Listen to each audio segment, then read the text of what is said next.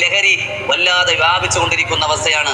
ആണാകട്ടെ പെണ്ണാകട്ടെ ചെറുതാകട്ടെ വലുതാകട്ടെ ലഹരി ഉപയോഗിക്കാനും അത് കച്ചവടം ചെയ്യുന്ന രൂപത്തിലേക്ക് തലമുറ മാറിക്കൊണ്ടിരിക്കുമ്പോൾ മാതാപിതാക്കളെ ജാഗ്രത.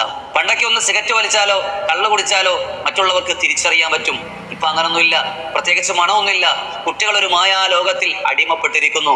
മാതാവിനെ തിരിച്ചറിയില്ല, പിതാവിനെ തിരിച്ചറിയില്ല, കൂടപ്പിറപ്പുകളെ തിരിച്ചറിയില്ല, സ്വന്തം പെങ്ങന്മാരെ പോലും തിരിച്ചറിയാത്ത അവസ്ഥയിൽ അവർ തന്റെ മസ്തിഷ്കം പണയം വെച്ച രൂപത്തിലാണ് ജീവിച്ചുകൊണ്ടിരിക്കുന്നത്. ഒരു മാറ്റം വേണമെന്ന് നിങ്ങൾ ആഗ്രഹിക്കുന്നെങ്കിൽ, നിങ്ങളുടെ മക്കളെ തിന്മയിലേക്ക് വീഴാതിരിക്കാൻ നിങ്ങൾ കൊതിക്കുന്നെങ്കിൽ അള്ളാഹു എന്ന ചിന്ത കൊണ്ടല്ലാതെ മാറ്റിയെടുക്കാൻ സാധ്യമല്ല.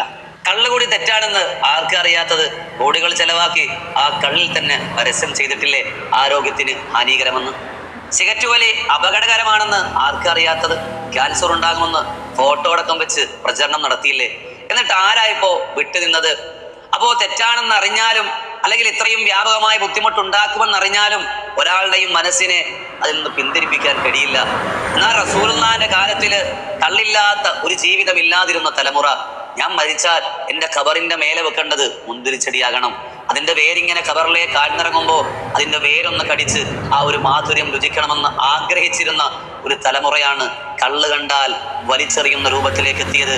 അത് പറയുന്ന ഖുർആൻ മദ്യനിരോധനം നടത്തിയ സമയത്ത് കള്ളിന്റെ പുഴ ഒഴുകി മക്കയിൽ നിന്ന് ചരിത്രം പഠിപ്പിക്കുമ്പോൾ അവരെ മാറ്റി ചിന്തിപ്പിച്ചത് ഇതുകൊണ്ട് ആരോഗ്യം നഷ്ടപ്പെടുമെന്ന ഉപദേശമല്ല, ഇത് ആരോഗ്യത്തിന് ഹാനികരമാണെന്ന് പറഞ്ഞതിന്റെ പേരിലല്ല, അള്ളാഹ്ക്ക് അത് ഇഷ്ടമല്ല എന്ന് പറഞ്ഞുകൊണ്ടാണ്. അപ്പൊ അത് ആദ്യം എന്ത് ചെയ്യണം? അള്ളാഹുവിനെ കൽബിലേക്ക് കയറ്റുന്ന കോലത്തിലാക്കണം. അള്ളാഹുമായിട്ടുള്ള ബന്ധം നമ്മുടെ മക്കളെ പഠിപ്പിക്കണം. ഒരല്പം ഒന്ന് വളർന്നാൽ മദ്രസയിൽ വിടാൻ നിങ്ങൾക്ക് താല്പര്യമുണ്ടോ? പോകാൻ നിങ്ങളുടെ മക്കൾക്കോ? പിന്നെ എങ്ങനെയാണ് ആത്മീയ വഴിയിൽ അവർ തുടർന്നു പോകാൻ സാധിക്കുക? അവർ ഭൗതികത മാത്രമാണ് കണ്ടുകൊണ്ടിരിക്കുന്നത്. ആത്മീയത എന്ന ബ്രേക്ക് അവർക്ക് ഇല്ലാതെയായി പോയി.